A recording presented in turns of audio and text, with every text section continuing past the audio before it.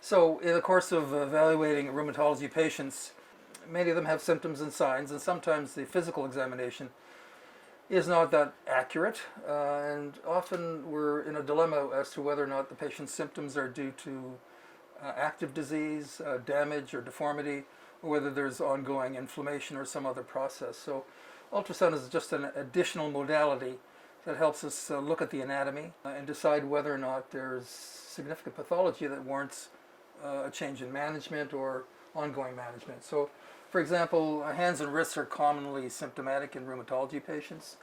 Sometimes the examination will give me the answer that there is or isn't anything happening, but often just applying an ultrasound to a particular joint region, I can identify the normal anatomy, which is the bony profile, the joint capsule, or the overlying tendon, and often can determine whether or not the patient's symptoms are in fact related to the anatomy.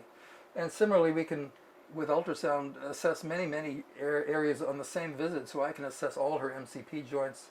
At the same time, I can assess her wrist. I can assess the flexor tendons and the carpal tunnel very simply this way, and try to correlate what I see anatomically with her symptoms and signs. We tend to scan both short axis and long axis planes, especially if we see pathology.